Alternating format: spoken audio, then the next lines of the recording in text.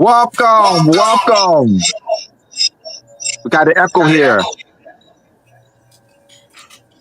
I'm, there's an echo here, brother Hank. All right, so welcome everyone. Welcome to Can you Moorish hear me? Monday with Abdullah Iltlib Mosi Bey. I got a wow. I'm so excited. Today's topic is the power of community love, service, and connections. Our special guests, we have Pastor Reginald E. Paris, Senior Pastor of United Christian Baptist Church in the Bronx, New York. Marion Tiny Frampton, founder and CEO of TBS New Direction. And joining us will be Luisa Flores. Sister Luisa Flores will be will be working with me and doing the interview. Luisa Flores was one of the keynote speakers at the May 18th, 2024 Moorish Political Unity Conference, Kings and Queens Worldwide Accountability and Authenticity Mongo Grandmother, and 2024 International Women of Distinction Humanitarian. So she'll be joining us shortly. All right, so I'm excited to be doing this interview. I want to thank Luisa Flores for connecting me with these dynamic, powerful two brothers. I'm very excited. I got an opportunity to meet them in Bayhead, New Jersey in September 2024 for the first time. So this is the interview, and so we're going to I want to start off with Reverend Paris. Reverend Paris, you are the senior pastor of the United Christian Baptist Church, and your wife, Deaconess Brenda Codwell Paris. Yeah. And you all have done some wonderful work together. You all actually started the Crippled to Crown Gospel Cafe Ministry. Tell us Yeah. about that. So basically, what it is it's a catch-all. We do many different things. We work with TBS New Direction and feeding the needy and handing out book bags. We give out clothing. We take youth to different events, functions. As I was saying to Tiny, we at the time we had more young people when we started this. So we used to do different programs 3 times a year, gospel concerts and everything, so that we would utilize the funding from those events so that we could then take them to basketball games or baseball games or in the summertime, water parks and things like that. Functions so that they could have fun, because we wouldn't want them to think that it was all about work. When you do something, it also has to be, an outlet. So we was creating an outlet for them, and that's basically what that was about. And then we would just have some things where we would sit down in the fellowship hall at the church and gather together with the young people and have conversations, get their thoughts, what's on their mind, what's bothering them, what's disturbing them. What can we do to help them further their life and lifestyle? Because, we look at ourselves and the way things are today. Again, what I'm talking about is transpired a couple of years ago, because those kids that we were working with at the time, they're all adults now. They went on to college and different jobs or opportunities that they took. So it's like we're starting all over again, and that's how we started working with TBS, and we started over with them. But when we look at things as they are today, we need more things like that, more avenues that we can bring our kids back in because they don't have that foundation that many of us grew up with. We had a foundation.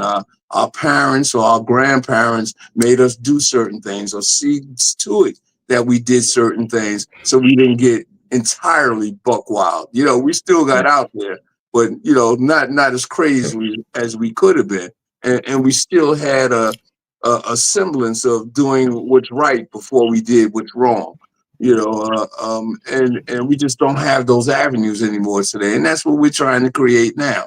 That avenue so that we can bring our kids in and they can start going to school or achieving some sort of trade as opposed to going to jail and achieving nothing. And that's basically what it's all about. All right. Uh, brother Tiny, you have tell us the how you got started with TBS and this connection to Black Spades, going to that history of Black Yeah, Spades and leading us to TBS New Direction. I can. Can you hear me? Yes, yes, you're good, Can brother you hear Tiny. me? Yes. Okay. Because I could. No, go ahead. You go ahead. Because I could barely hear you. You was echoing. Go ahead You back couldn't now. hear me. Yes, I want Yes, you right. to lay the foundation as the foundation for TBS New Direction. As I've read, is Black Spades. So make that show us, tell us how New Direction got started and its connection to Black Spades. Well, the Black Spades came about in the 1960s, 68. I am not one of the original founders, members of the Black Spades, but I am one of the original members who came along after the founders came along. The Black Spades was never meant to be a gang. Okay, the Black Spades was came about through the Nation of Islam and the Black Panther movement. Many of our founders, family members, was following the Black Panthers and the Nation of Islam, and they were and this is during a time where there was a lot of drugs in our neighborhoods up in Soundview, actually throughout the night houses in the Bronx. But it all started up at Soundview and the Soundview projects, and when the Black Spades came about, it came about to help the community. They came about, you understand, there was a lot of racism, fighting the racism in the school and things like that. But they were never supposed to be a gang. They came about to be a community-based group helping the community. But as time went on, and the numbers of the Black Spades started to increase, and then you had the Hispanic gangs, and at that time we was fighting a whole lot of white gangs. It was a lot of racial, you understand, differences back then in the 70s. And so therefore, and as time went on and the Black Spades became popular, you understand, they became to be, you understand, over 150 chapters. When I say chapters, each chapters had 25 members and more. There was over 150 chapters in the Bronx alone, you understand, and we just got as big, and then it just throughout the police department and things like that. When you get a lot of like Black and Latino brothers coming together to do good things in the communities at that time, like I said, dealing with the racial tensions with the police and the white gangs, they started to call us a gang because we came together to mobilize to help our community. But they didn't see that. All they seen was a bunch of Black and brown brothers, you understand, doing different things, and to them we were nothing but savages and gangs. But we were never ever meant to be a gang. And today, I brought TBS back into existence. The Black Spades, which it stands for, is to show what we came about, what the founders, the elders of the Black Spade wanted to do. They wanted to be a community-based organization to help their community. They wanted to give back. They didn't want it to take. So today, TBS is giving back. We're dealing with our politicians. We're dealing with our police department, which we never dealt with before because of the racial tension back then. There wasn't a lot of Blacks in the police department. You understand where we was going? There was numbers, but not that many numbers as it is today. So we're dealing with, you understand, with our clergy. We're dealing with our politicians. We're dealing with our police. We're trying to show, you understand, what the Black Spades was truly wanted to be. And today, TBS New Direction, like Pastor Reggie said, we're doing it. We joined with Pastor Reggie. You understand? He is my pastor. I left the church. You understand? He steered me back into the church, and we're just trying to give back because the things that we had growing up, even though we were gang members back then in the 70s, there was a lot of advantages we had just in our community alone. We don't have those advantages today. The community centers, the churches. Back then, the churches was open. The churches was giving out free lunches, doing things. Now you don't see too many churches open. Not too many churches doing things. I'm not taking away from no pastor, but the times is different. So TBS today, the Black Spades in a new direction. I want the world to see what we were supposed to be and what this is why we're here today working with not only pastor, because my pastor stand with us side by side and does everything with us. Matter of fact, we don't go out unless we have our pastor with us because we want to show the world that we want to connect with everyone.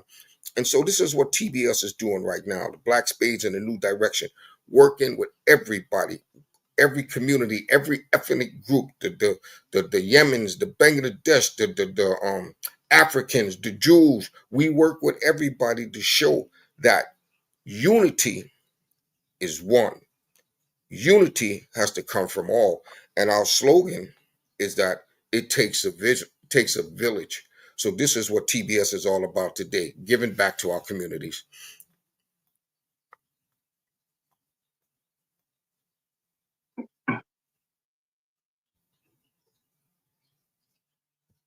We can't hear you. Can't hear you. I think Can't yes. hear you.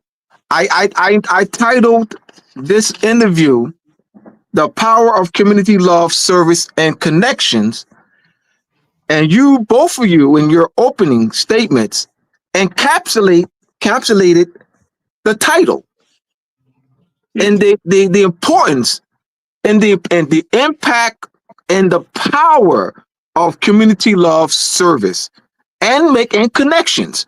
You made it very clear that you deal with a variety of people of various nationalities, different affiliations. Brother Tiny, you mentioned that you don't go out without your pastor. So you want to, and so this is very good. So, and I want the audience to feel, both of you, and so they become to see the power and the impact of community love, service, and connections. Mm-hmm. Pastor Reginald, I want you to talk about your wife, Deaconess Brenda Cardwell Harris, and because you started the Crippled to the Crown Gospel Cafe Ministry, and also the a Crippled to Crown Ministry message. Talk about the Crippled to Crown Ministry message. The message is just basically a blurb that I send out every morning. Every morning, like when people eat breakfast, they need some power, So I send out a message every morning to start their day, so to speak. If I may, you can say it's a biblical message, but it's a message of inspirement, of encouragement, to let you know that you're not in this alone, and to give you some strength and power to walk with during the course of the day. If I don't send that message, I get messages from people saying, "Hey, what happened to my message today? I didn't get it today." I got a message today from a young lady. She lives in Long Island, because my message goes all over the country. It goes from Alaska to Florida, just by text. I send text message. And this particular person, she sent to me today, and she said, "Wait, Pastor Reggie," she said, "I didn't get my message today." She said, "I got 45 people that I send it to." Oh, wow. Yes.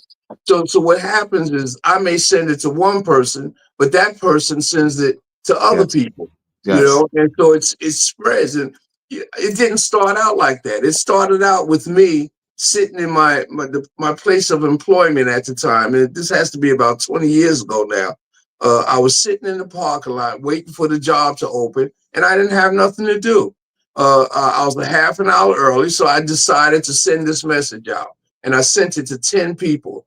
I started with 10 people, and now I send it out every day to 200 people by text. And then I put it online as well. I have 3 pages that I send it to myself, and then I put it on different groups. I think it's maybe 10 different groups, other pages. So it goes all over the place. I don't know where it ends, but I know that it inspires people because I get feedback, you know, and that's what it's about. I'm trying to help somebody, somebody. So you never know who needs to hear that encouraging word. And so I send it out every day, just to be an encouragement to somebody. And I say that I not only send it out to encourage somebody else, but I send it out to encourage myself as well, because what I send to you, I'm also sending to myself, so it helps us. And as far as my wife is community minded on her own behalf. She's the president of the 52nd Precinct Council, a community council over there. So she runs that. She's in charge of that, and she's also the president of the Montefiore Community Organization at Montefiore Hospital on Gun Hill Road. So she's very involved and has been for quite a while. She's the also the president of the Ministers' Wives and Widows of the Tuesday Night Ministers Conference, as well as on United Missionary Baptist Association. So she's active in her own right. And I guess that's why we walk together, because we both do this. We're out there, and it gives us an opportunity to get away from each other. but it's really because we have a concern. We have a concern and a love for our community. For me, when I talk about the Bronx, wherever I go, when they say, "Where are you from?" I tell them where my address and everything. I say, "Yeah, I'm from United Christian Baptist Church, located in the best borough, in the best city, in the best state in the world." And then I say, "The Bronx." And everybody doesn't agree, but I say, "Yeah, I'm right," because that's how we feel about it. So we do everything in which we can try and improve it and make it better, or pull us all back together. And as Brother Marion said, Tiny said, it's not just about us, because we're not in this place alone. We're not in this borough alone. We're not in this city alone. We're in this together with everybody that peoples it. And in order for it to get right, we got to be right with everybody. We all got to move in the same direction. If there's a problem with one of us, that same problem is facing all of us. So we have to correct it in each aspect, in each part of the borough to make it right. We're not just facing issues. The folk that live down the block, around the corner, they facing issues too. So we got to help each other, but we have to get on the same page. And as Tiny says, sometimes sit down at the table together. We could sit down, we could stand up, we could walk down the street. However we can get it done, we need to get it done. We like to say, "Oh, we got politicians for that." We don't need politicians for that. We just need people who are willing to get together and satisfy a need. That's it. I'm going to be quiet for a second. Once again, the power of community love, service, and connections. Brother Tiny, Yes, sir. you have the TBS New Direction is a Bronx-based mentoring and youth interventionist nonprofit.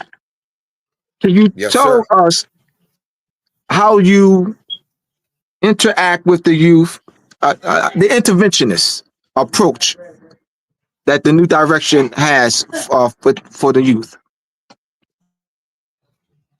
Well, as a former gang member, we go out on the street and we talk to the brothers up. We've been talking with the brothers and sisters throughout the Bronx, in the South Bronx, in the West Bronx, up in the North Bronx, and we just go out. I do a lot of public speaking. I do go to schools. I've been as far as Delaware and DC, where I have done spoken.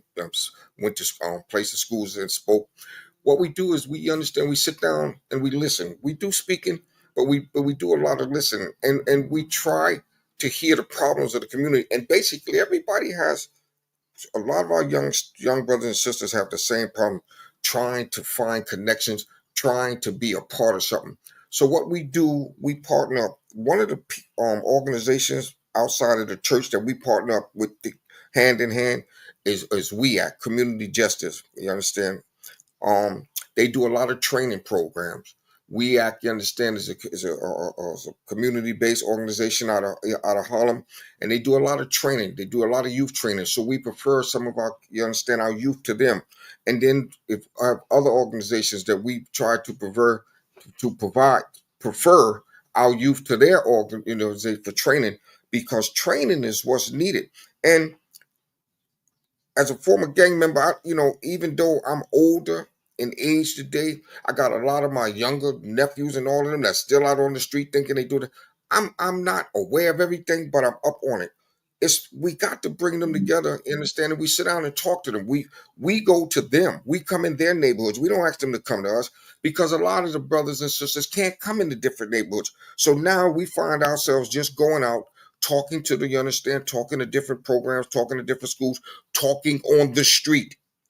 On the street. I think we have lost. We got a lot of groups out there that talk on the street doing good work, but you need more than just the groups. You need everybody. You need community, because it's like we don't get paid. We don't get no finances. We do this on our own. A lot of, like, when you go out there, a lot of people say, "Oh, you getting paid? They doing it." But even though they're getting paid because they need this money for resources, they need this money to make connections.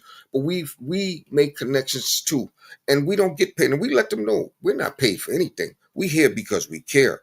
We here because, you understand, we see you inside of us. The times may be different, but y'all ain't doing no more, no less than what we were doing. You understand? We did do a lot of these things, fist fighting and hand-to-hand combat. Today, these brothers and sisters are shooting and don't even know who they're Right. shooting at, you understand, and killing themselves. But That's we right. try to talk to them. There is options. You understand? And you'd be surprised how many of these little brothers and sisters want options. They want a way to do something Mhm. different.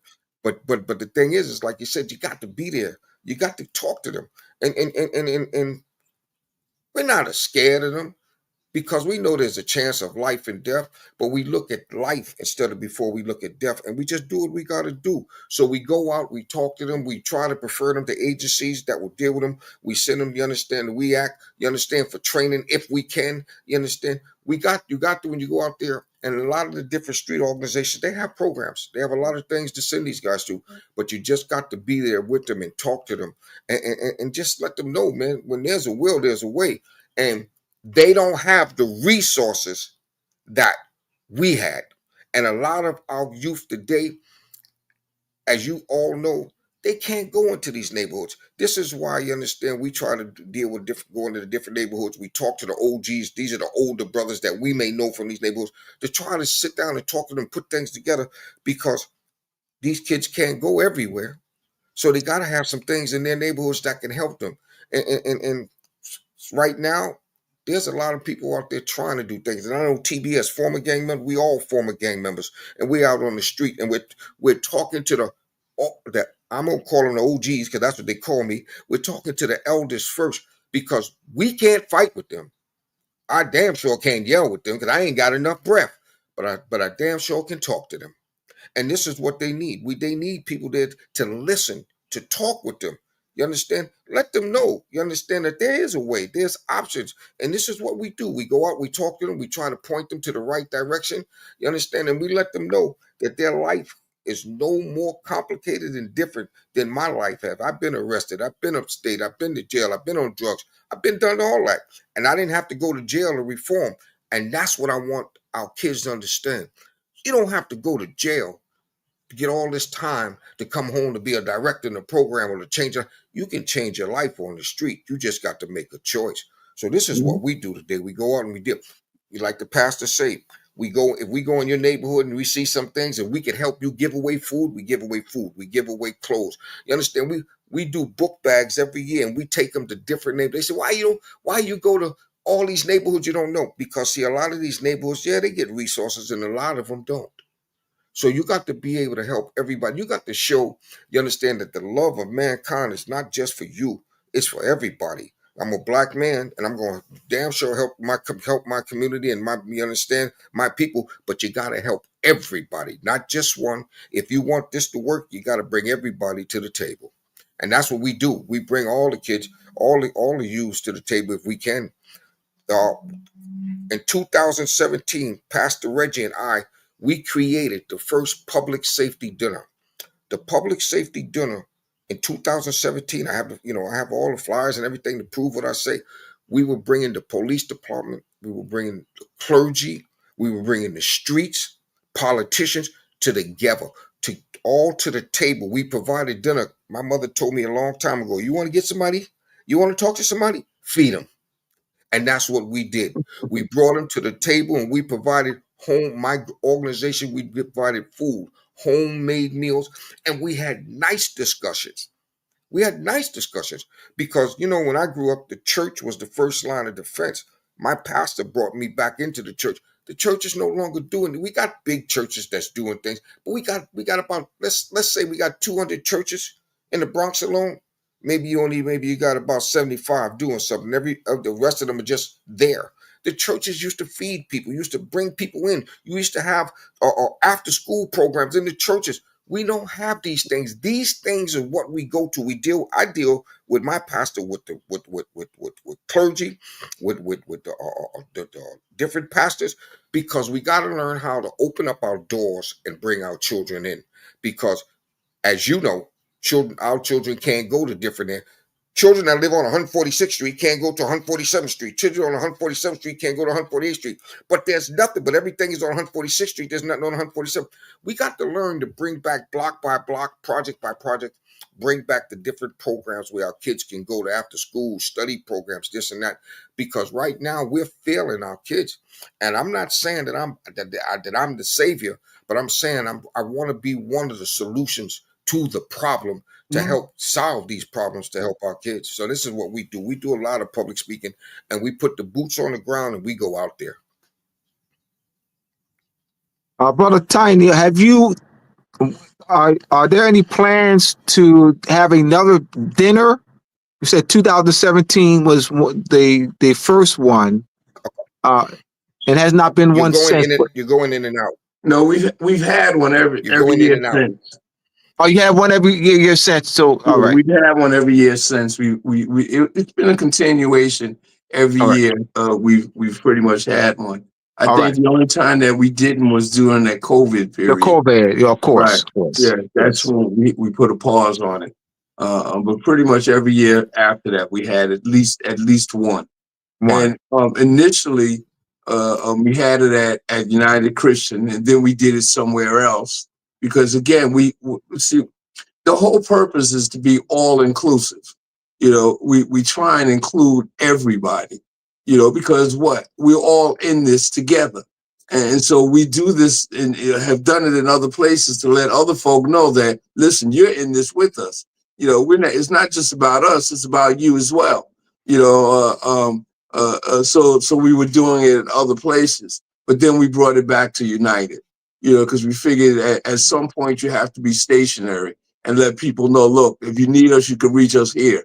Or this is a place where you can reach us. But we seek to include everybody because it's about everybody in what we're doing. What's stated? In what we're doing. So we've been doing it every year. Excuse me. What's the matter? There's a program called The Way to Happiness. Help youth learn the importance of moral values and discovering their own goodness and values. Can you expand on that? The Way to Happiness. Well, that's Tiny. By Tiny. Yeah. Excuse me for a minute. I gotta check on my grandson. Yes. Can you hear me? I can hear you. Yes. Okay. Well, like I said, we work with everybody from the Church of Scientology. The way that a lot of brothers and sisters don't deal with Scientology for their own, for their own reasons. But The Way to Happiness is a booklet that they have come out with, and I have became an ambassador, one of the ambassadors to represent the Way to Happiness. It's nothing. It's not religious. You understand? It's a booklet of common sense on how we should respect and deal with each other.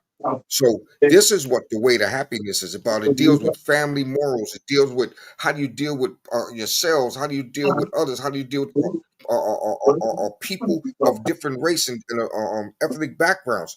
So the Way to Happiness is just an ordinary booklet that tells everybody and shows everybody of how we supposed to just respect and deal with each other. And quiet is kept. A lot of our kids, you understand that I've been giving this booklet out, and a lot of people see and understand it, but we have just in a way just lost our values of how we treat each other. We no longer help each other, we film each other. We see somebody being hurt and we don't help no more, we film. We understand somebody say one word to us, the next thing we say another word to us. We need to bring back common, decent sense. And The Way to Happiness is a booklet that deals with common, decent sense on how we should treat each other, no matter what the ethnic background is, how we treat each other. So I am one of the ambassadors to the Way to Happiness. And when I go out and I talk to the youngsters and I talk to the communities, and I even give these booklets out to the churches everywhere, because no one can dispute this book, because they all say one thing. It makes common sense, and this is what we need: how we treat each other. Uh, Pastor Reggie, can you unmute your mic, please? If not, I'm here. Are you back? All right. Yes, there was a little noise in the background, so we good. All right. So, continuing, you have talk about the you have the Christmas toy giveaway. Begin with the Thanksgiving Day feeding. Well, from my standpoint, and this is before we started doing it together, I was having this 365-day reading of the Bible, a chronological Bible, that was written the way that things happened. And so we were studying that. And one of my students, if I may, they said it was around Thanksgiving. They said, Pastor, can we, have feed people on Thanksgiving? I thought it was a good idea. I wasn't the pastor at the time. It was another pastor. And so I asked him and he said, okay, but I wanted to do it on Thanksgiving Day because there was a lot of people out there that didn't have anybody to celebrate Thanksgiving with. And so I thought that gave us an opportunity to reach out to people that didn't have anybody that can come down and sit and fellowship one with another and have Thanksgiving dinner. So that's how we started it. And then when Tiny and I got together and I talked to him about it, then we started doing it together on Thanksgiving Day. I think that was the second year. The first year we were by ourselves. I think the second year was when Tiny and TBS and we joined together, and we've been doing it ever since. On Thanksgiving Day, actually, we were doing it on Thanksgiving Day up until what? That was last year, right, Tiny? I don't think he can hear me. Yeah, that was up to last year. Up to last year, we did it on Thanksgiving Day. Last year, we did it on the weekend before Thanksgiving. But we might go back to doing it on Thanksgiving Day. And again, the reason why I did it on Thanksgiving Day or why I liked it on there is because it allowed people to get together that didn't have anybody on Thanksgiving. And it was all about being thankful, right? That's why we call it Thanksgiving, to be thankful. So give them an opportunity to share that day and that time with somebody else with something or a meal that they may not have. Otherwise. So we were doing it like that. And that's basically how that started, with us singularly and then with us together, and from that, a few people have joined the church behind that. In fact, one of them is now a deacon in training, and he started with us from the first time that we had that dinner, that Thanksgiving dinner. That was the first time he came in, and he's been coming back ever since. And like I said, now he's part of the church and a deacon in training. So it has its benefits, because that's the other thing that we try to do is, I tell this to my folk all the time, is that we have to get on the outside. Everybody that's on the inside of the church is all right for the most part. We all together, we walking in the right direction. The ones that we need to touch are the ones that are walking on the outside of the church. They need somebody to reach to them and show them the right direction, and to walk the right way and do the right thing. We shouldn't have 14-year-olds killing each other. That's crazy. It don't make no sense. There's no reason in the world why how you can make me to understand why one teenager is going to hand another teenager a gun so that they can kill another one, and then it be the wrong one. You understand what I'm saying? Those are the kind of things that we're trying to get involved with, so that we can stop it, or change it, or at least allow them to look at how life is really short enough already. And we don't want you to end your life early in the grave, and we don't want you to end your life early in a jail cell. That's just not the way. So what we're doing, what our purpose really is to turn things around, to turn things around, to turn our children around, our young people around, so that they can get the benefit of the opportunities that are really there for them, because they're not seeing anything right now. They're not seeing anything right now, which is part of the reason why they do the things that they do. They think that's the only outlet, and it's not. It may be a little harder for us as people of color, Black men and women, and Hispanic men and women, or whatever the shade may be. But if we put our foot to the pedal and keep it moving, and we stick together, helping one another, we can make it. We're the smartest people in the world.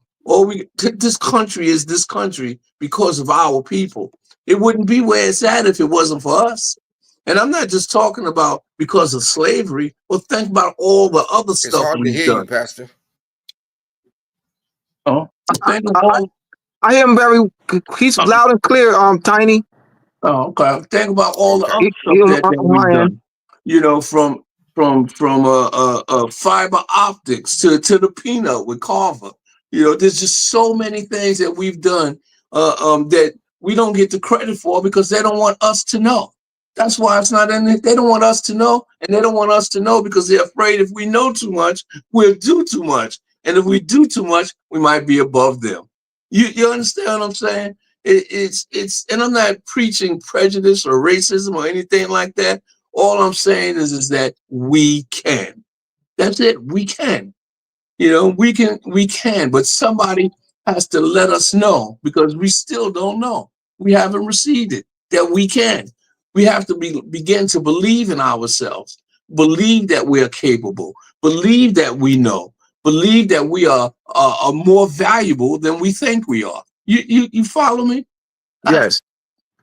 Well, let me segue to this.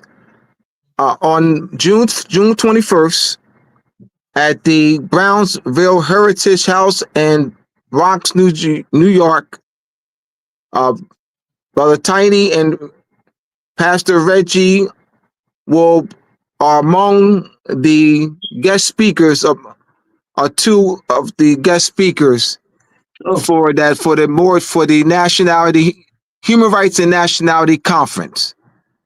And the point with that is to rear the awareness of our dehumanization and denationalization as a people on the local, national, and international level. And so there'll be others that'll be there that have international connections. Our host for the conference is Luisa Flores. She'll be our hostess. And so I'm very excited to have both of you as two of the speakers for the Human Rights and Nationality Conference, June 21st at the Brownsville Heritage House in Brooklyn, New York. And I'll continue to post that flyer and we'll actually have the second flyer available at the end of this week, this weekend. So I just want to segue that in because and a lot of issue is that you're right, Pastor Reggie, that there has been a cover up as to who we are as a people, our history, our nationality, our birthright, our land right claims, our festivals, our headdresses, our rituals, our celebrations, our dances, our philosophy, our pre-existing sovereignty. So that has been suppressed, and we continue to be subjugated as a people. It's been a collapse of our political structure has been collapsed. So we have to recover our lost sovereignty and restore self-determination and self-governance among our people. And so that's one of the main purpose of this June 21st Human Rights and Nationality Conference. And I'm very honored to have both of you as two of the guest speakers. Praise God. It's a privilege to be a part, to even be asked. Yes, sir. I'm looking to see that this says Moorish Mondays. And I'm still finding out how powerful, how intelligent, that the Moors were. Who speaks about the Moors? Nobody. But they're part of the reason why the things across the lands are the way they are, the Moors.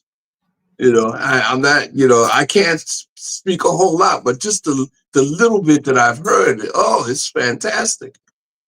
You'll learn more as you continue to, connect with us. All right. And so I've known Luisa Flores since back June 1st. I think December 31st was the first day that I reached out to her. December 31st, 2023. To reach out to her to be a keynote speaker at the Moorish Political Unity Conference, which was on May 18th, 2024. And so I've known her since, and so when I reached out to her, and the reason I can remember, because our first text message, the first text message when she sent me a plethora of her awards and pictures of awards and other photos she sent me, that was June 1st, 2024. So that's why I remember. All right. So it's been a year and a half since I've known Sister Luisa Flores, and she is the hostess of the June 21st Human Rights and Nationality Conference at the Brownsville Heritage House in Brooklyn, New York. Continue moving right along. We have the Christmas toy giveaway. We're going to talk about the Christmas toy giveaway. Come on, Tiny. With the toy giveaway, I'm going to go back first. We go back to the Thanksgiving and the toy giveaway. Like Pastor Reggie said, we did have it on Thanksgiving Day and Christmas Day, but because the ladies, all my ladies and the ladies of the church are all mothers and they want to spend time with their family on that day, so that's why we do the pre-Christmas and the pre-Thanksgiving. The toy giveaway is that we get toys, you understand, from the Church of Scientology, and we also get toys from Tots whenever we get them. And what we do, we go around, we give them to the community. So our pre-Thanksgiving and our pre-Christmas toy giveaway, last year, the year before, I think we did about 100, 200 people. Last year, we did about 300. We have the names because we keep the names of everybody. We had 300 people attend our dinner where we feed everybody, and we give the toys to the kids. We tell the parents, only parents are allowed in who bring their kids. I don't care if you got 1,000 kids, bring your kids, and we make sure that you understand that we have been very blessed to been able to let no child leave our program without having at least one or two toys. So this is what we do right there on 713 222nd Street, United Christian Baptist Church. We feed, not only give away the toys, we feed. We feed them, give away toys, and we just bring smiles to children's faces, because a lot of the kids' families, let's go to families. A lot of the families up there on 713 222nd Street are migrants. You got to understand. You got the Africans now moving in. You got a lot of Latinos moving in. Then you have to understand the they're gonna Caribbean. kill me for not the Caribbean Caribbean. people. They gonna kill me for not mentioning it. We got a lot of Caribbean people up there, and a lot of people up there. You understand? Have very little to nothing. So we have brought a lot of smiles to a lot of these kids' faces, and through our church, I tell you, last year we fed anywhere between 300 to 350 people for Thanksgiving and toys, and we have over 200 toys, and we give these toys away. So that's what our Thanksgiving dinner is about, and that's what our toys and Christmas dinner. We call them pre-Christmas dinner and pre-Thanksgiving dinners, and this we just bring joy to the community because we need more people out there other than the churches. You understand? To give back to the community because it's so many people out there with a little bit of nothing, and like Pastor Reggie said, there's so much going on today. We're gonna have a whole lot more chaos.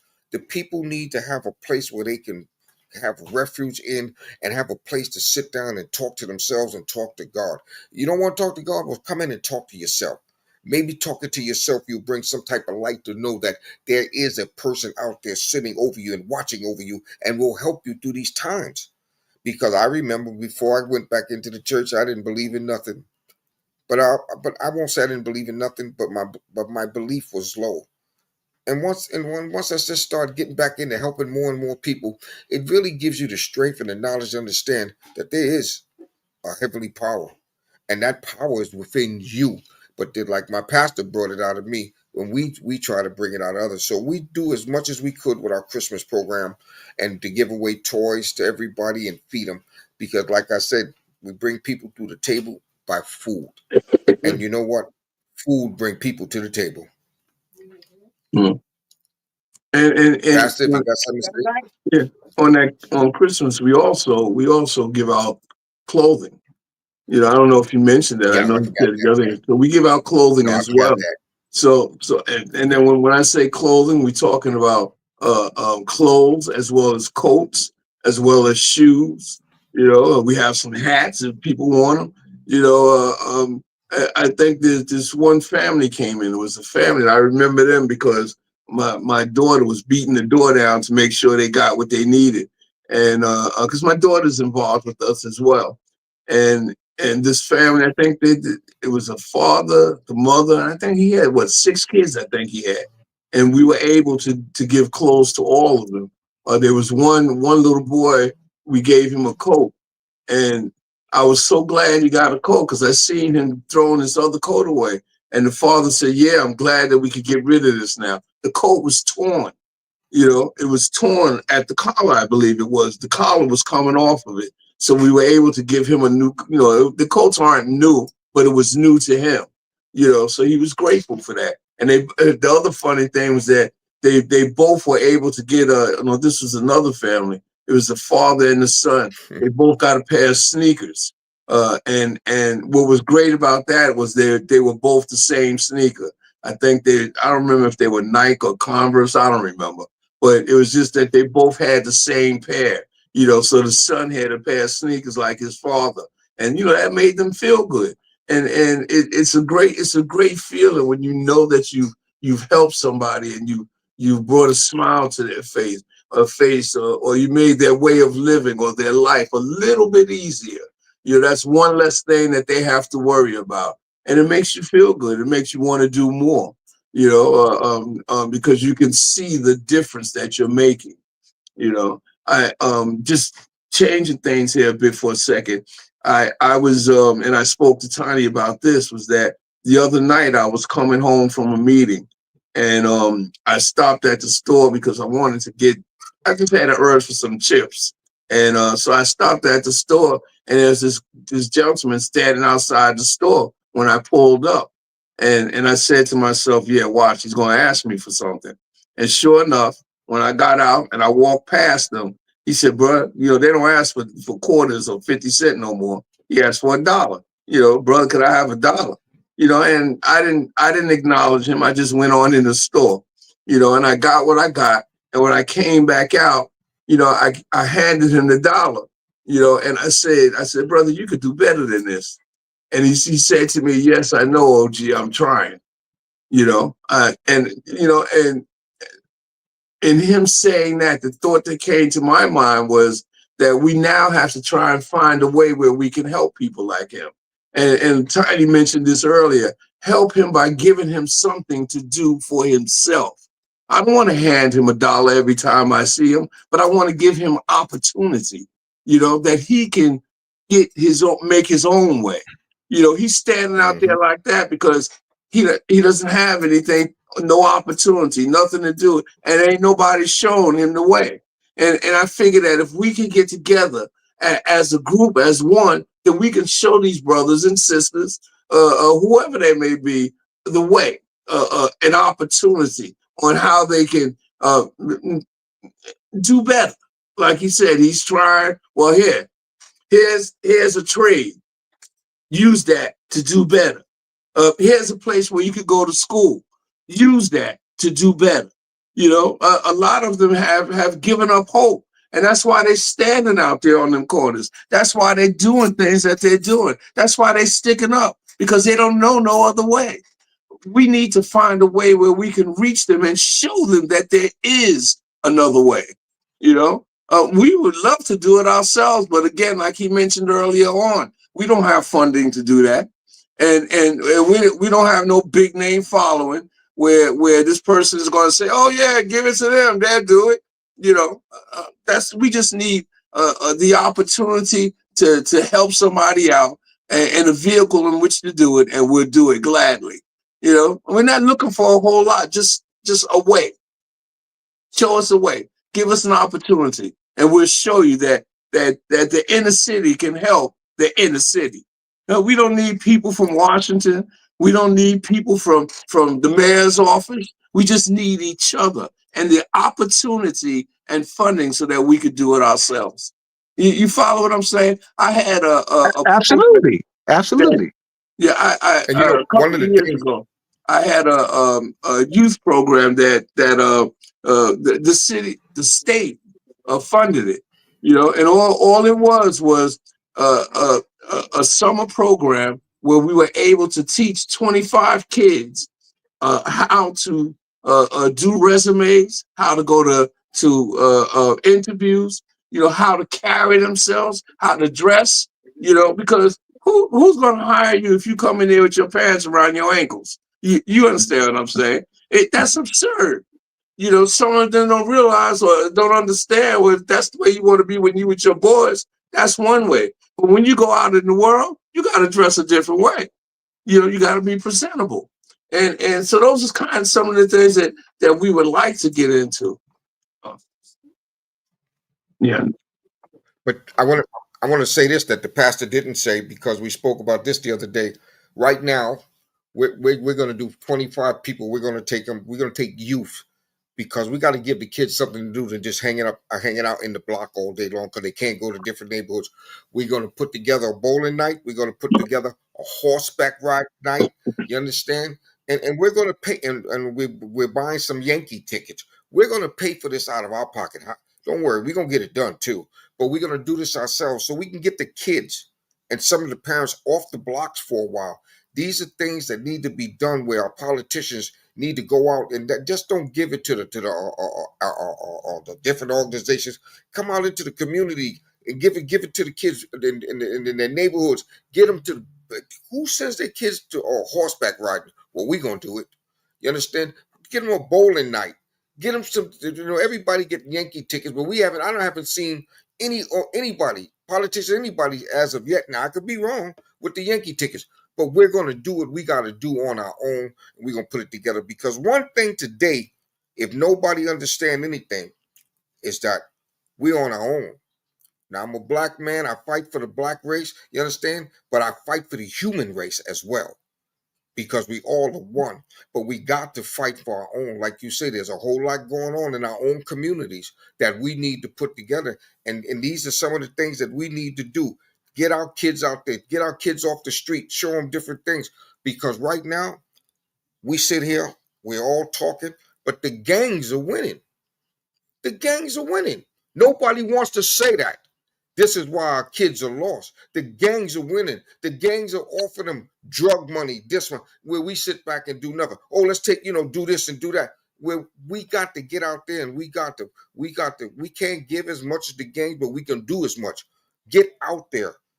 Get out there and show our kids different. And let's start right now while they understand the summertime is coming. We don't need our kids just sitting out in the projects doing nothing, where the community centers are closed, the churches is closed. We got to do things. You got a lot of the groups out there, these alternative, you understand, groups, they doing their thing, but they can't do it by themselves.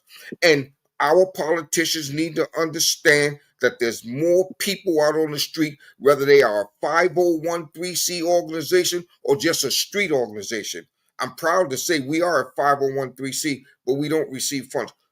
Along with the pastor, we are doing a lot, and we're going to do a lot, because we got to get our kids, we got to expose them to different things. You'd be surprised how many kids ain't been to Yankee Stadium, and how many kids ain't been horseback riding, how many kids ain't been bowling.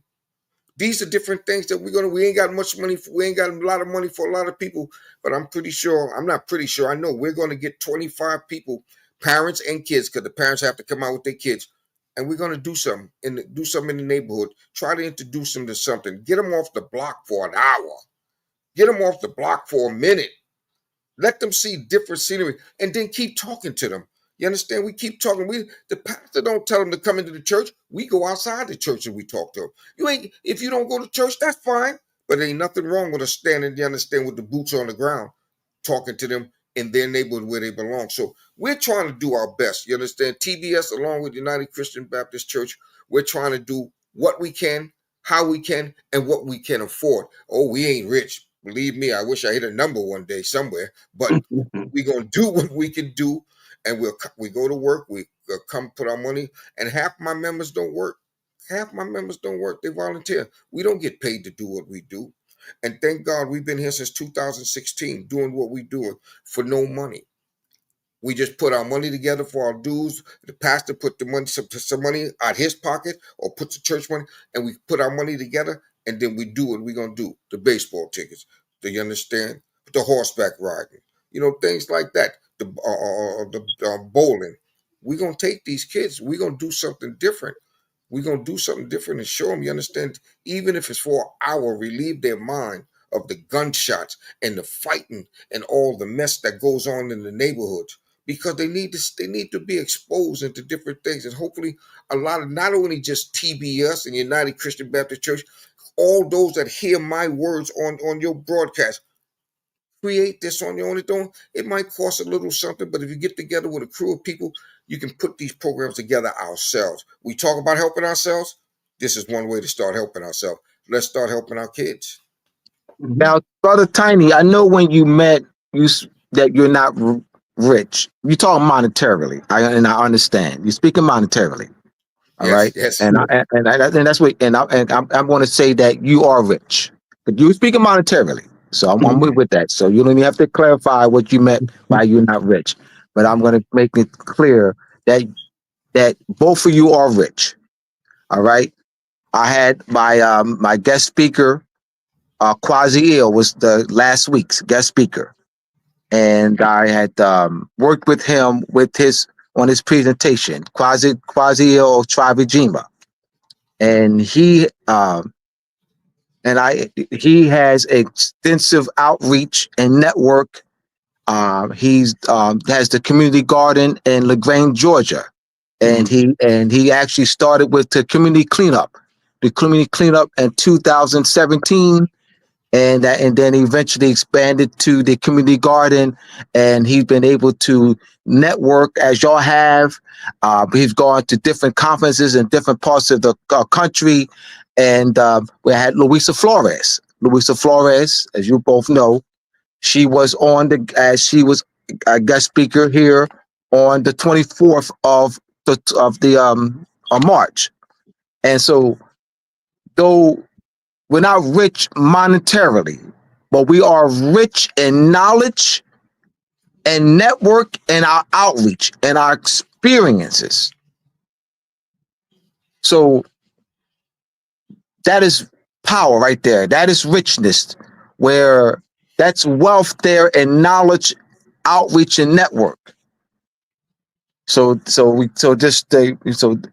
I just wanted to let the audience know that, because oftentimes, you know, people will, and not they'll say that, and okay, of course we need monetary, we need actual, Mhm. monetary resources to do certain things. Mm-hmm. But one thing that both of you did mention, and several times over the past hour, is collaboration with Mhm. networking. So so y'all actually have done that. Quasi Ill has done that. Luisa Flores has done that. And then so you bring the different resources together, different networks and community organizations together, and both of you have that knowledge. Both of you have that experience in doing that. Everyone doesn't have that knowledge and experience. Mhm. So just and so this is you actually bring a lot to the table. A lot to the table. By the time I want you to go into the Black Spades and their involvement and what y'all doing in the community outreach and the intervention, gun and gang violence prevention. We know the black, like explained to you before, the Black Spades was considered the largest street gang, the largest, most violent street gang in the city of New York during the '70s. And like I'm changing that narrative around. Right now, we're dealing with a lot of different street organizations. Like I said, we're dealing with the police department. We're trying to talk. What I'm trying to do with TBS is bring a lot of OGs to the table, to the street back. A lot of our OGs just stand to the side and just let the kids do what they want. But we still have power in our mouth. We may not have power in our legs. We may not have all that power in our movement. But you would be surprised how many of the elders of the gangs, of the former gang members, still are known in their community and still have the power of voice. The power of voice is more powerful than anything I've ever known, because sometimes when you talk, not everybody will listen, but most will. And like they say, many will come, when only a few will be chosen. Well, we got to get those chosen, but we can't get those few if we don't go out and talk. And that's what our public safety dinners was, to bring those former gang members, police department, and clergy, and so on, everybody to the table, so that we may talk to the kids today. Hey, listen, I can't challenge them kids. Them kids, boy, they look at me too hard, I start crying. Okay, but they got to look at me. They got to look in my eyes to make me cry, because I'm gonna be right there in their face to talk to them. And it's about choices. We can't go out there, understand, and tell them, do this, do that, do this. I said, if they give me that moment to hear what I'm all about, I give them options and choices and let them know where I came from. Listen, I didn't leave the street until I was 57 years old. I'll be 69. I'll be 70 in January. I did not leave the street until I was 57 years old. So it's not like I left the street 1,000 years ago and don't know what's going on. I know I got nephews, I got grandsons. I know exactly what's going on. I still got brothers and sisters out there who family members are part of the street, the Bloods, the Crips. You understand, the Latino gangs. You understand all the gangs. So I stay connected to know what's needed. Right now, our kids are fighting for territory that don't belong to them. You understand? Territory that'll be here after all of us die. You understand? They're killing each other out of respect. They don't even know what really respect is, because I said something you don't like. We got to teach our kids that respect first must come from within them. Because you live in a neighborhood, and when I grew up, that's what it was called, a community or a neighborhood. You understand? Not the ghettos. We all knew it was the ghettos. You understand? We didn't call it the ghettos and all that. We called ourselves communities and neighborhood, not the hood. It was community and neighborhoods. And we teach them values, and we teach them the value of self. Yeah, it's going to take a while. Look how long it took me to realize who I was, along with my pastor. staying by my side. I didn't just wake up and say, "Oh, I'm going to start being a good guy." I said I was going to be a good guy, but had to find a way to do it. And my pastor, along with many other different people on the street who stood by my side, helped me to see my way and to find my way. So even though my heart was good, you still have to find our way. A lot of our kids' hearts are good. They're good. But we just got to be out there. Me, you, all, you understand, the street advocates group, everything. We got to be out there talking to our groups. We got to, our kids, we got to be out there letting them know when there's a will, there's a way. But though it's not easy, like the pastor said earlier, there's a struggle with everything. And you have to be able and willing to struggle. But you got to give the kids something, because see that their struggles is just not just talking to them. Their struggles have to be where they're involved with something. And this is why, like, we work with WEAC, environmental justice. We try to get them in programs with the construction trade and things like that. Or I got friends that's doing the security. We try to get them involved in security. Also, Black Spades Security Services. I created, I still got a lot of paperwork to do, but but I can put people to work.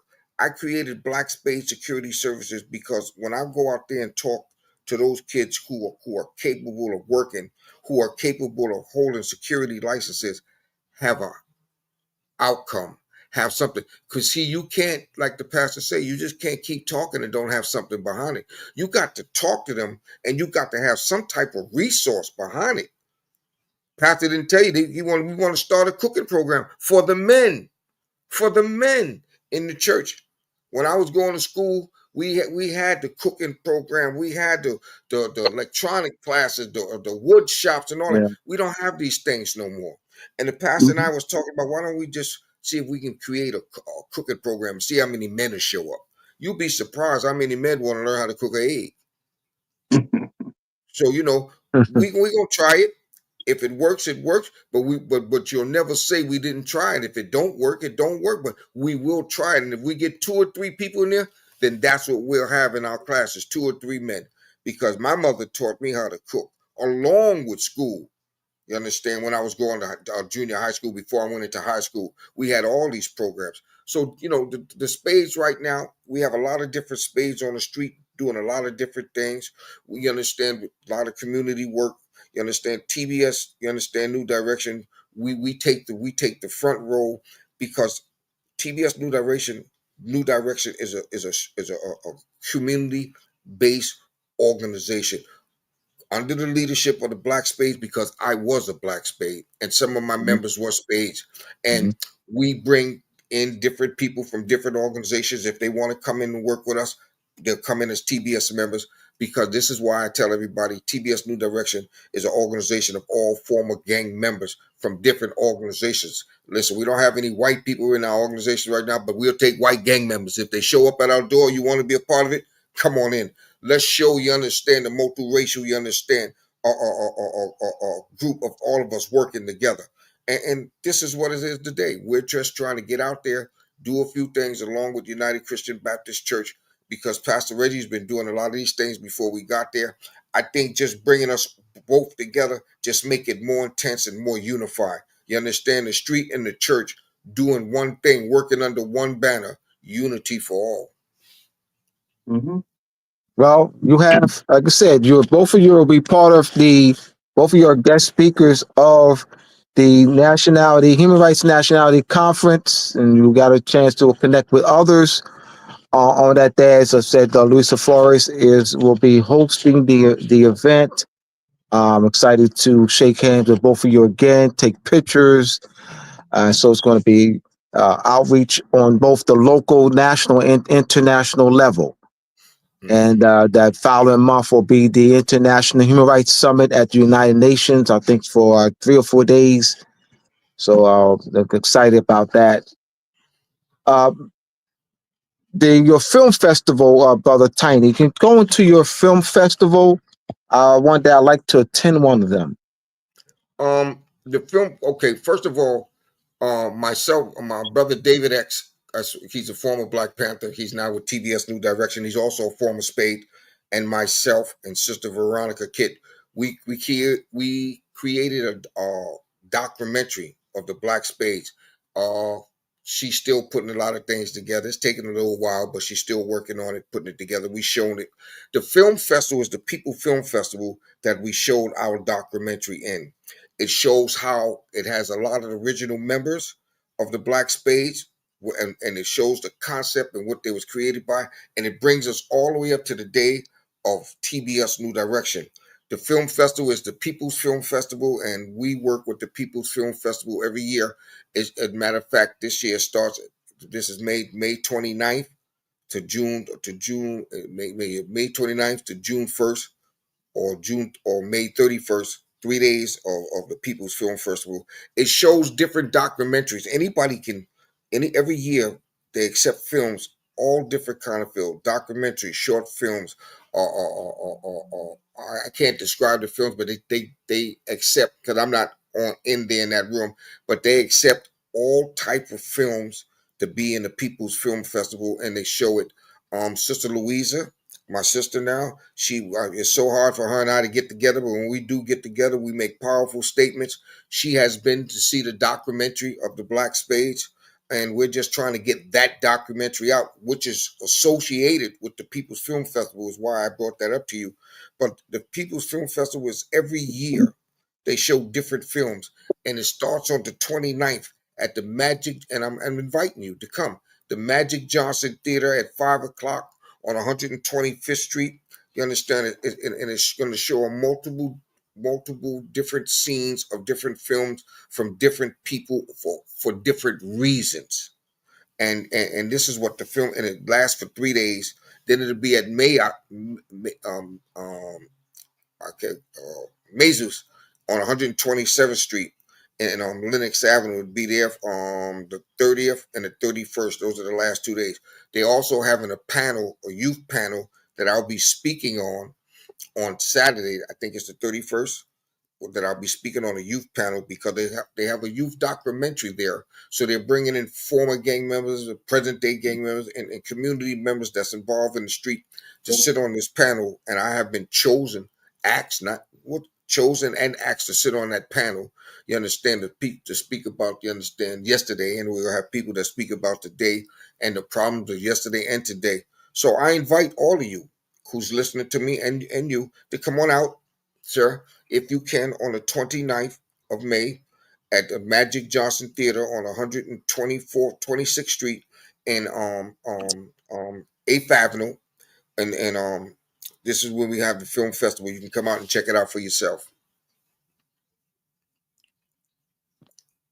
Powerful, powerful. I was just thinking as you're talking of our unity, our Luisa Flores and Quasi Ill and King Albay, my connections, my outreach and my connections. Luisa Flores' outreach and connections, Quasi Ill's outreach and connections, and others. And my outreach and connections have their own outreach and network. All right. And one thing that I am good at, got 40, I don't look, I got 40 years, almost 40 years, going back to college. So I was very active in college and graduate school. And so I've learned these networking skills and network skills. And so I know how to, as both of you do, how to bring people together and network, Mhm. So I'm just looking at, our, beginning to, just build a bond with the different networks, so because it's like that, as you mentioned an hour ago, it takes a village to raise a child. Yes, And sir. I remember being on a platform two and a half years ago, and somebody mentioned at the different organizations, mentioned that organizations want to maintain their own identity, and they don't want to connect with other organizations and lose, but I don't see that with you, both of you. I don't see that with Luisa Flores. I don't see that with Quasi Ill, and I don't see that with Brother Hank. Brother Hank is Brother Hank is the Brother Hank is the this is his platform, the Magnus Crystal Pyramid YouTube, Magnus Crystal Pyramid YouTube platform. He reached out to me in November of 2023. Moorish Monday had already been established. There was someone else that was doing Moorish Mondays, and that person transitioned. And so Brother Hank reached out to me in November 2023 and asked me would I like to take over Moorish Monday. So Moorish Monday was created by, I think, Brother Hank, and now it's Moorish Monday with Abdullah Il Tale Mosi Bey. So I actually been doing Moorish Monday on this platform, Magnus Crystals Pyramids, YouTube, since the first week of December 2023. And Brother Hank, I want to thank him always, because he uses his platform to bring in different guests. He has programs throughout the week, and he's bringing. So he's like you, both of you. He has outreach and network with a lot. And Phil Valentine, you may know Phil Valentine. We had he's and a number of others who have been on his platform throughout the course of the week. But I have this Moorish Monday from 7 to 9 p.m. Eastern Standard Time every Monday. And so I just want to acknowledge Brother Hank because he is not one, as both of you are not. I got mines. I got mines. You know what I mean? So no, and I'm saying there's people like that, and y'all know what I'm talking about. Yeah. Yeah. That's what keeps us separated. That's what keeps us Absolutely. separated.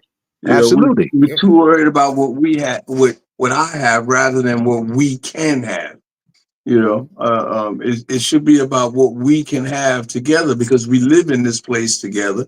So we should be able to move together as one.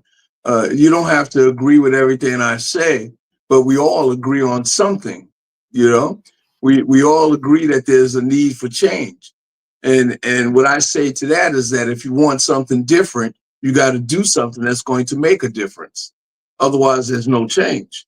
You have to plant a seed so that change can take place.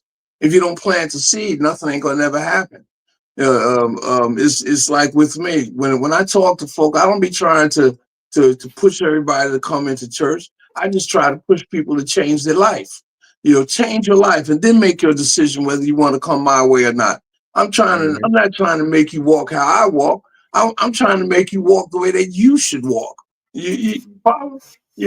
Of course, I want everybody to receive the Lord. But that's my way. But I want you to change your life. So you could be about something to yourself. But if you die on the street corner, you can't be nothing to nobody. All right. That's just how I see things. And another thing, our networking skills come because of who we are. When people look up the Black Spades on the internet and things like that, before we started doing a lot of different things, they would see nothing but chaos.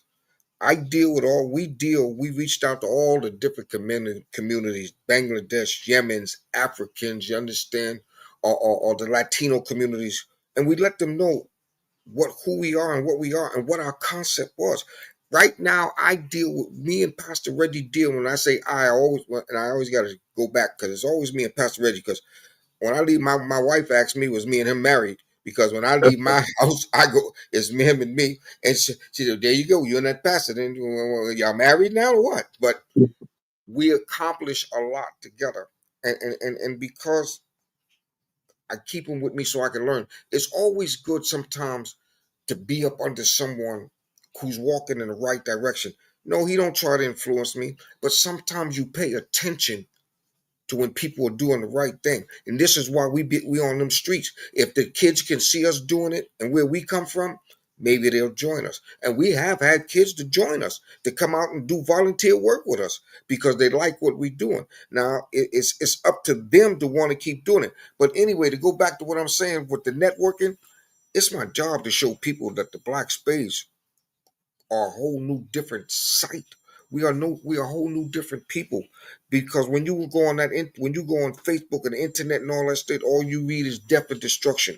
You're no longer going to read death and destructions about the Black space.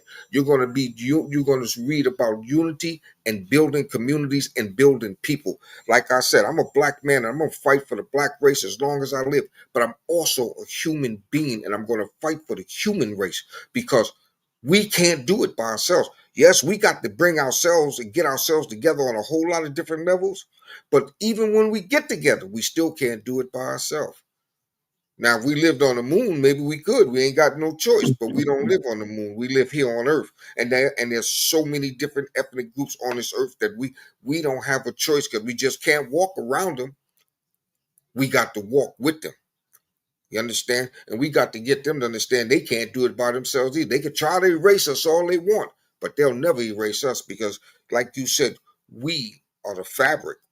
But we got to show people that we are fabric together, not as separate individuals, not as the rich, not as the poor, but as one people. And this is why when I go out, I change my narrative, because I don't want that hatred that used to swing over our heads. I want people to understand that the Black Spades was never, ever, ever, ever to be a gang. We were supposed to be a community-based organization. One way or another, to different people, it evaluated to a gang. But we was never. We had to fight for control. We had to fight for existence. But we were never to be a gang. We were always supposed to be a community-based organization. And today, I'm going to bring back what the founders start. We have bring back what the founders start. That we are a community-based organization. We are a like-minded group of men and women who go out and work with everybody, every man, woman, and children, every agenda and every race. You understand? We work with the gay community. I'm not supposed to say gay, I can't say LGQB. We supposed to work with them. We work with everybody because everybody exists. But like I said, don't get me wrong. We also got to fight for ourselves, to help ourselves, because we got a lot of work to do for ourselves. Because every time we turn around, somebody's trying to erase us. You can't erase us. We here to stay. If you erase us, then that means you got to erase everything around us, because what you gonna say that you own that we haven't created. So, it's like I said, I still fight for the human race, because I say we won. And and it took me a long time. Like I said, I didn't leave the street until I was 57 years old, and I didn't care about anything. Getting high, selling drugs, going to jail. And I met Pastor Reggie in 2017 through another brother that passed away now. And I've been with that church ever since. I'm not a Scientologist, but I work with Scientology. I believe in some of their concepts. I don't know the inner. And um, uh, uh, uh, Luisa Flores. through my sister Louise. You got to forgive me, because sometimes I forget my wife's name too, and she's standing behind me. She's ready to hit me. She's ready to hit me with that hammer if I try. But through Sister Louisa, I'm learning more about the Moors. I'm learning today. I'm learning about every individual that I talk to, good or bad, because whether we like them or not, we still have to deal with them. They are a part of the American fabric, and they have their own little. Everybody has their own little hole that they're in, and you're going to cross these holes one day. So you have to learn how to talk to people, how to deal with people. You ain't got to like them, but you got to learn how to understand them. And that's what it's all about. Knowing who's around you, dealing with the people, letting them see who you are, and networking. Networking to learn what's right and what's wrong. I ain't here to change your mind. You ain't here to change, well, you ain't here to change mine. But I am here to say, as long as we're not trying to kill each other, as long as we're trying to bring people together, whatever your reasons may be and my reasons may be, I can say hello and goodbye, because we're trying to stop the violence. We're trying to bring our kids in off the street. So this is what the Spades and TBS is all about. You understand? We have a lot of different today. We have over 200 new young Spades on the street today that are doing some good things. I'm in touch with a lot of them off and on. I'm building a community based, along with Pastor Reggie, a community based organization. We do have brothers and sisters out there who just want to be a part of the space because they know that the space, who the space was, you know, and you can't stop that. But they do know me, and they do know that I'm trying to do good things. So a lot of them come and deal with me as far as going out into the community, representing me, giving away toys, giving away clothing, a lot of them come with, a lot of us have joined the church now. You know, I don't take the lead for joining them joining the church. They join the church on their own. Because like I told Pastor Reggie, I can't live your life. You live your own. I joined the churches because this is what I think I need in my life now. I need that God has never left me, but now I need to let him know that I know that you was always there. You understand? Mhm. That record never could have made it. Well, that's me. I've never could have made it, and he's never left me. So I'm here, and his hands has always been on my shoulder. So now he's guiding me in another direction. And this is what TBS is all about. We're about building communities. About the spades out there, they're about building communities too, because they do feeding, they do street events and stuff like that. I just don't go out too much because I done got older. I ain't nothing down the street for me no more. But I may stop by and visit and go back home, and you know, and that's where my little shelter's at. When I'm not doing community work, going to church or doing this, I stay in the house. Me and the wife just look at each other and just try to figure out who we are. And I've been married 44 years, and we still trying to figure out who we are. But and we just stay together, and we just make it work amongst ourselves. That's who the spades are now. Just brothers, you understand, trying to make a difference. You know, and there's a lot of spades out there. A lot of the Black Spades had over 100 divisions in the South Bronx alone. In the Bronx, not South Bronx, the Bronx alone. I'm not talking about Brooklyn, Queens, Staten Island. We were throughout the 5 boroughs. There was over, you understand, 100,000 spades in the Bronx alone. So when I go out there on them streets, you know what people say to me? Brother, where you been? Yo, you know I was a spade. Thank God. You know, yo, I'm glad to see we back out here because the unity amongst the spades was like no other unity. You fight one, you fight 100,000. Just like the police department say, you fight one, you fight us all. When you fought us, you fought us all, and we stood together. And this is what we try to teach our kids today: that the unity today is nothing like the unity of yesterday. And we want them to come back and just try. If we can help one, we can help other. So that's what the spades are today. And there's a bunch of spades out there today that's doing a lot of good things. And I take nothing away from them except the TBS New Direction is a community-based organization. You understand? And we might do a majority of the work, but my brothers and sisters that's out there make us look good the way we make them look good. Oh, awesome, man. That was heartfelt. Uh, Tiny, so you have job development and training. As one of you have a myriad of programs for TBS New Direction. One listed job development and training. Can you talk about that? Well, what we do is what we get it all. Like Pastor Reddy said, we're trying to get a lot of those things inside the church where we can do the training and development ourselves. Right now, we just refer people out.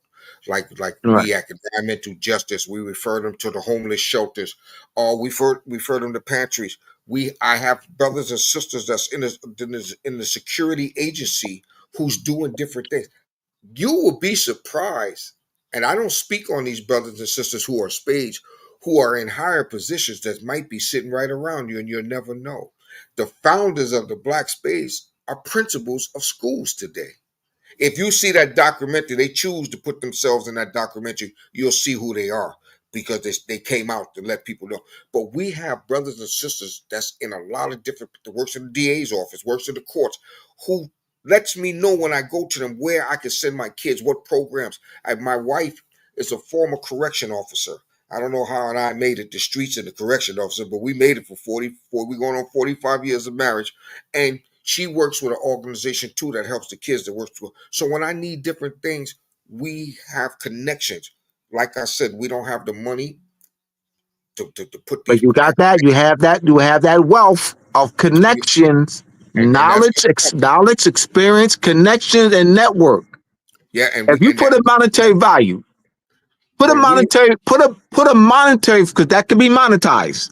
Well, we Can got a put a new. monetary value on network, Yeah. outreach, experience, and knowledge. Well, like that, we rich and hard, me and the pastor, because So we can you do have stuff, that. but we That's would like wealth to do, there. but we would That's like to those are do it in-house. resources.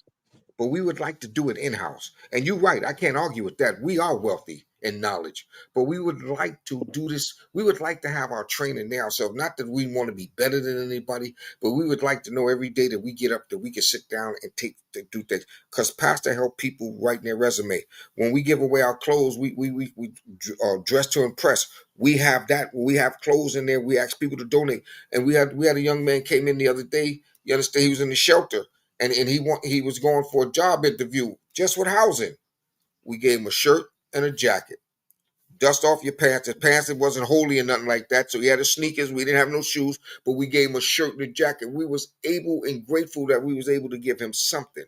So we would like to have these programs. I mean, listen, me and Pastor Reggie, we are, we there.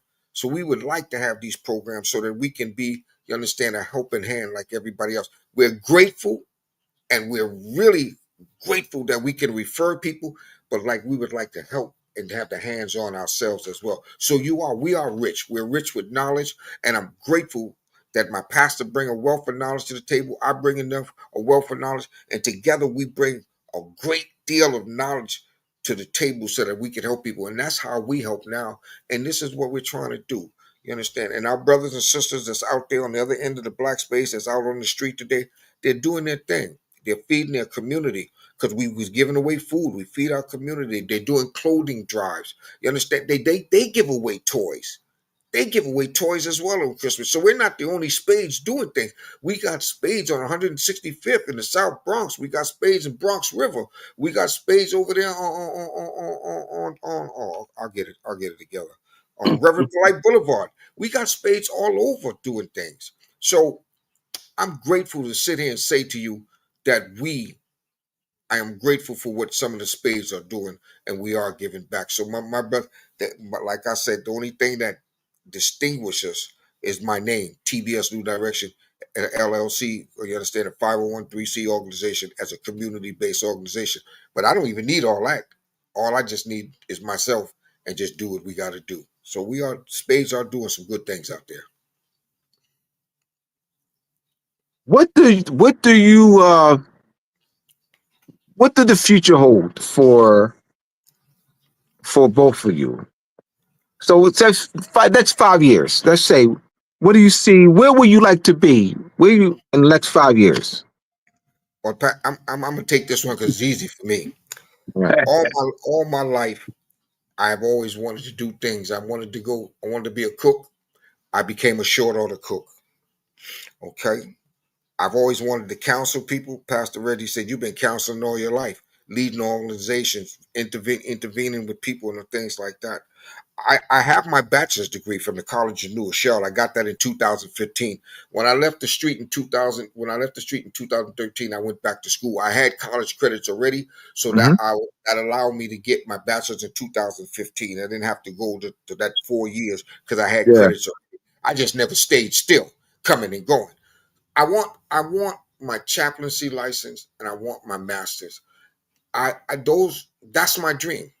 Those are the two things left for me right now. There's more, still helping people. I still want the church to build the church so that the church will be able to help the people.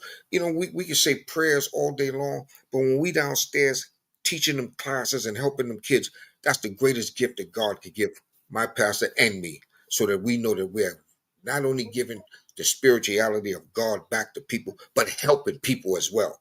And how they choose to worship is on their own, but we know that we're giving them a trade or a skill, and that's what we want to do. So I see myself doing what I'm doing, but and I'm not going to say on a bigger level or greater level, but I can say a bigger level because I want me and my pastor to be able to host these classes ourselves.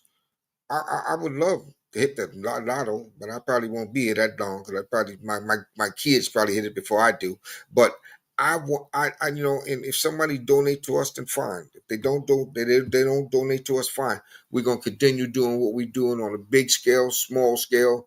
We're gonna do what we do to make it work. But I would love I would love, I would love, you understand, for the church to have a for outlet to where kids can come in and sit down and we could teach them something. And basically is, that's why we walk together, because we think alike. It's to continue to plant the seeds that we're planting now. Not only plant them, but be able to see them grow. We're always going to plant seeds. So and just to be around long enough so that we can continue to water those seeds that we've planted, so that we could see them grow, so that they now do what we're doing. You help somebody so that they can help somebody else, and that's how it flows. If I help somebody, I want that person I help to remember that they were in that place one time too, and that they reach out and help that next one, and that next one, and that next one. And that's how I see things. I do what I do not for myself, because I'm already, I'm there and I'm past most things already, and we already know that life is short and my life isn't getting any longer, but I'm going to put in as long as I can, and as long as I put in and I can help somebody else, I'm satisfied. So you say 5 years, I just want to continue to do what I'm doing on a larger scale. I want to continue to help who I'm helping, but on a larger scale. I want to continue to help people grow, but on a larger scale. I want it to expand. I want to be able to touch someone else. I want to always be able to touch somebody to help them. How you say, be about it, be about something more than they are about right now. I seek improvement for everybody that I can touch, and that's just basically it. I already know I'm going to be looked out for. I'm looked out for already, so my job is to look out for somebody else. That's it. And continue to do it to the best of my ability. That's my satisfaction, helping somebody else, I, Pastor, tell him, Pastor, you better tell him your job is to look out for me. uh, Yes, yes, yes. my story isn't much different than his. I wasn't always a pastor. I wasn't always a goody two shoes, a good guy doing the right thing. It's Mm-hmm. because of what I did that I am where I am today. Mm-hmm. I say over and over again, I was out there in the street running hard and fast, and the Lord left me out there. He left me out there because I needed to be out there so that I could talk to people, or like-minded people.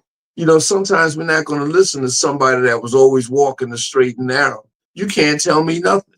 How you going to tell me That's you true. didn't experience what I experienced? You haven't felt what I felt. So to leave somebody like myself, or even Brother Tiny out there, the way that we were out there, and then reel us back in and said, okay, y'all had enough now. It's time for you to walk through that other door, and so that you can tell somebody else, or so that you can help somebody else, and that's what gives us strength. That's what we wake up for. We wake up for it because we can help somebody else, and our lives were saved so that we can save somebody else's life, and that's just basically the way it is. Because if it wasn't for that, I probably wouldn't be here talking to you right now. Amen. It's just no doubt about it. I know that to be true. I tell folk, I said, listen, I didn't always carry the Bible. I used to be a gunslinger.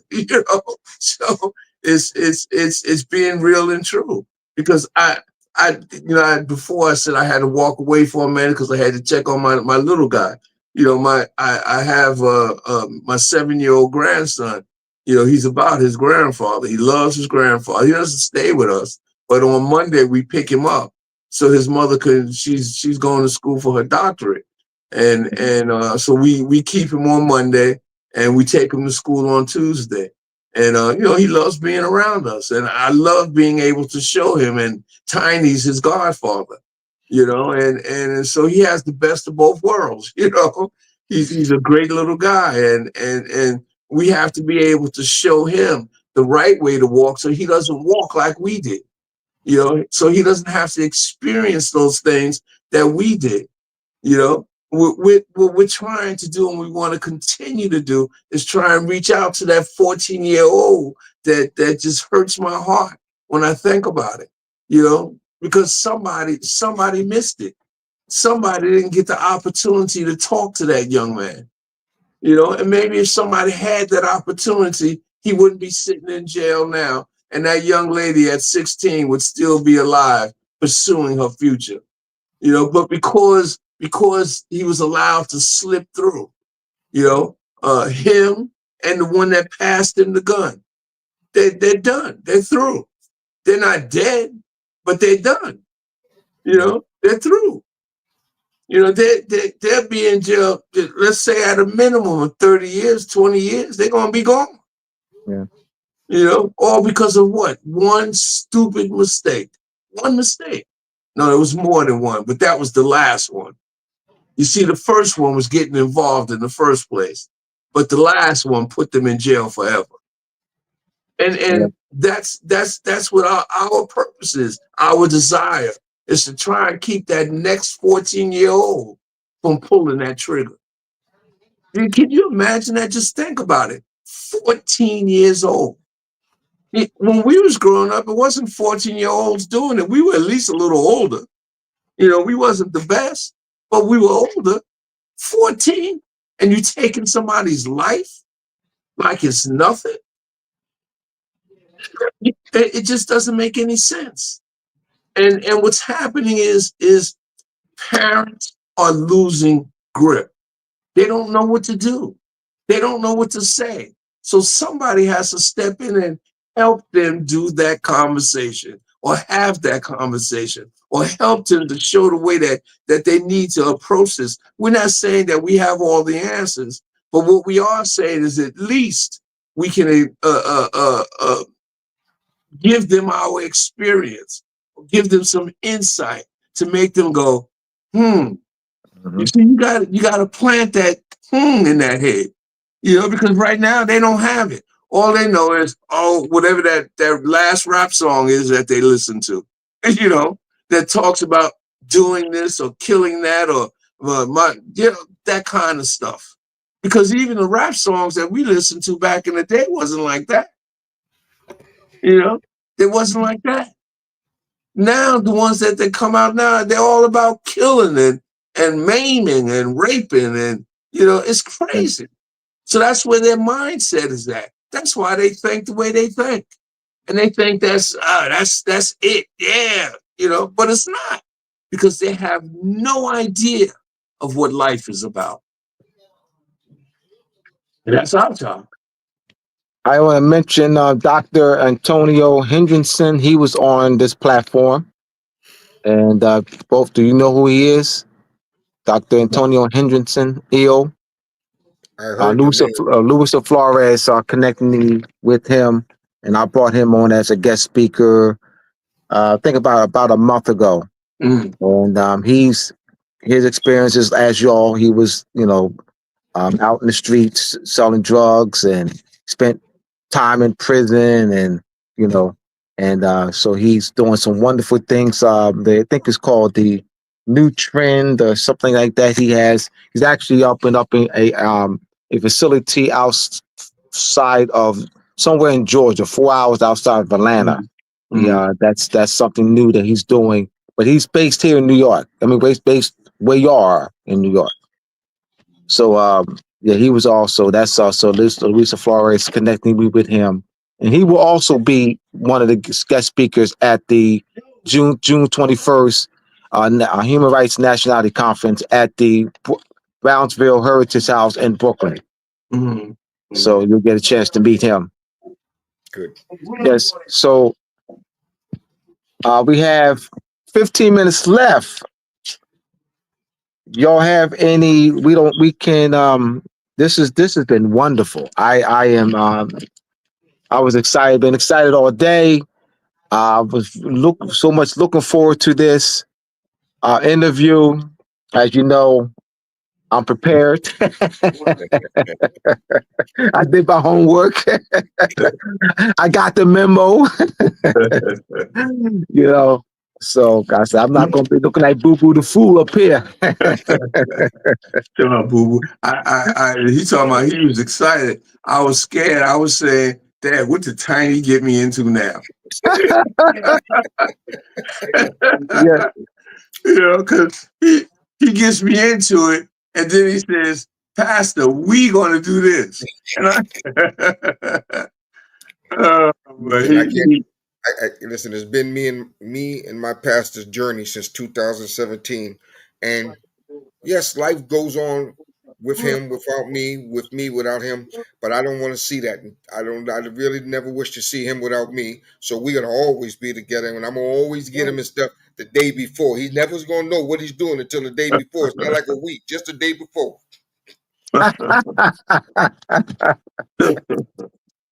he's Oh laughing. man. It's And, true. He does that. and it's Yeah. He said, oh, important. I didn't tell you.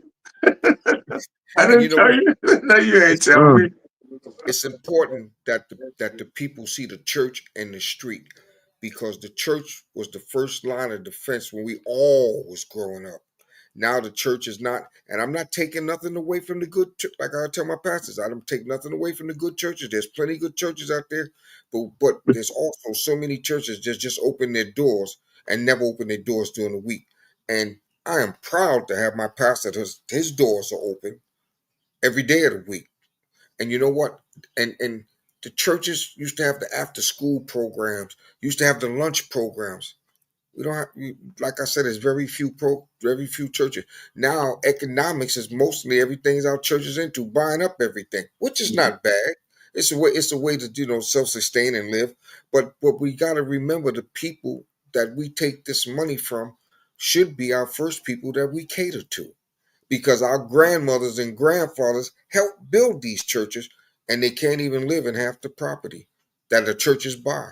But the churches, you understand, they're trying to do good things, but we just need them all to come back, because I tell you, the first line of defense in my mother's house was the pastor. Don't let me, between my mother and my stepfather, their belts, that was the first line of defense. But the second line of defense was to call the pastor. And boy, once the pastor starts finish preaching, boy, you start crying before he even get there. But we don't have that no more. The You know church is what? not the first line of defense no more, and we Yeah, need to change the narrative. one of the reasons is that unlike in the past, people are more afraid today than they were back then. Fear. How they say, fear strikes out. Fear has a lot to do with it. People are afraid. And that's sad. That's sad that people are afraid to step in. They rather step back and rather than step in and maybe be a helping hand. That's why the village isn't the village like it used to be. Because I Sure. know when we was growing up, I grew up when I was a young kid. I was in Patterson houses, and everybody in our building knew everybody else. And you could go knock on anybody's door and get a cup of sugar. Now you're afraid to knock on somebody's door because you don't know what's going to happen. You could get oh,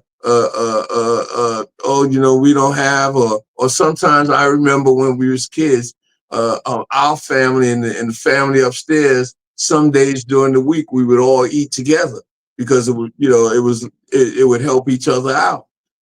Things like that don't happen anymore. People are afraid to do anything like that.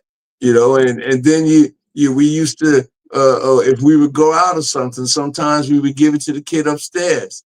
Now you don't want to do that because you're afraid you might offend them and it start a fight, or it's things are different now. People are afraid. And saying that, I say this, and that's part of what we have to do as well. We have to change the thought pattern, the narrative in which we live, and realize that everybody has to realize that we're still the same people. We're still the same loving, caring people. We're just afraid. And we got to take fear out of the equation and replace it with love and caring, and compassion. We have to have that for each other. If we don't have those things for each other, we're always going to have the issues that we have. Just think about this for a minute. If there was nothing but love around the world, there would be no war. There wouldn't be. We wouldn't have what's going on in the Middle East going on because they would love one another. We wouldn't have what's going on over there with the Ukraine and Russia, because they would love one another. Haiti wouldn't be starving because people would be reaching out to ensure that they were being taken care of. But it's just not happening like that. We don't care like that for each other anymore. And then I'm sorry to say, with the power structure that we have now, with them over us, y'all know what I'm saying. They're not going to ever help places like Haiti. And even when you look at what's going on now, you see them sending all the people of color, Latinos and Hispanics, to El Salvador, whatever that is. Where's that they're sending them? They're sending them to jail somewhere else. But you don't never hear them talking about Russians or Serbians or Danes, or nobody white is getting sent anywhere, and you don't even hear them talk about them. Not one of them have been white that they sent back. You haven't heard it. They haven't spoken it. So what does that say? It's just, that's just the way it is. They're the power structure. And that's why a lot of the things are happening that are happening. That man is in the White House because those folks are afraid that we're getting too big and we're going to take everything over. And they don't want to be under us. Think about that for a second. That's what happened in As they South once Africa. were. As they once were. That's right. Keep in mind, as Absolutely. they once were. As they All once right, were. as they once were. That's So true. That's my, true. my That's pastor what I said was referring to before. That's true. my pastor said something earlier. I'm a deacon in training, so and I still have a lot to learn. And we speak different, but we still speak with peace and love in our hearts for all of mankind. But the church must still speak and let us know who we are. And you understand? This is what our kids don't see the truth coming out of our pastor mouths. Our kids don't, the kids need to see, you understand, that the church is standing up, not only just for everybody, because it's about everybody, but also we have to teach the truth, the power of self. Who were we? Who were we once was? What have been taken from us? We have to let our children know we are kings and queens. We come from mighty, mighty families. You understand? In the same token, we just got to learn that kings and queens, that we have to love everybody, but love thyself first, because we have to teach it. This is where my pastor comes in with me, because sometimes I go off the script, but my pastor keeps me in check, because it's about all of us, and it's about teaching the truth. But like I tell you, the black churches have to let black people know where we come from and what we teach. My pastor teaches nothing but truth and love for black, brown, white, green, and everything. But he also teaches where we come from and who we are. That doesn't say he's preaching racism. He teaches who we are and where we come from and what we have to stand for. We have to first love before God can help us, we got to help ourselves. God's gonna always help us. But if he's not going to help us if we don't help ourselves, we're not going to love ourselves. God will love us to the end of time. But do we love ourselves? And this is what we have to teach people, because this is what it's all about. And you know what? That's why we say the churches are the first line of defense. And we got to get back. And our kids don't see that. Our kids do not see the churches anymore as the first line of defense, especially when they asking for planes and new helicopters and get this and that.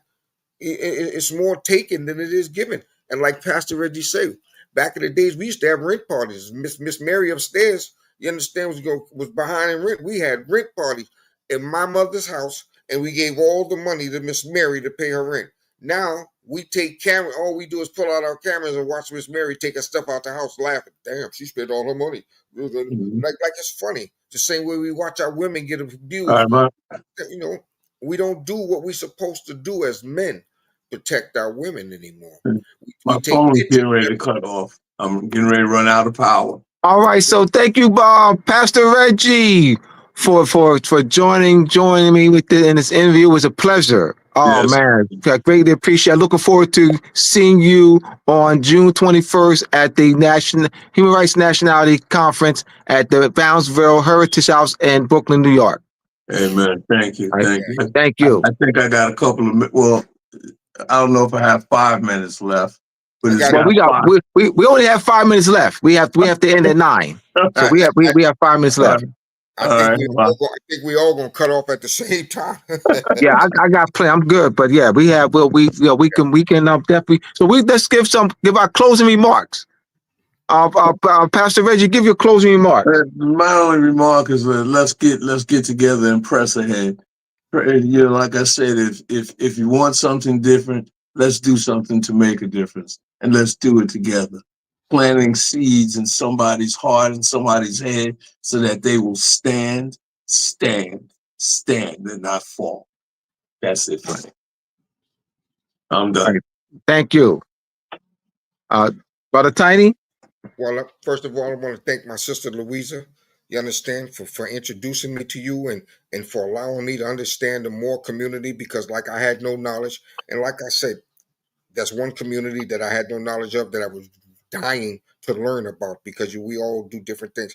And I want to thank you because networking is the key. Networking is the only way that we all can sit down together and be constructive. You understand in one way. We just to sit down. We may disagree, you understand, but we don't have to hate each other.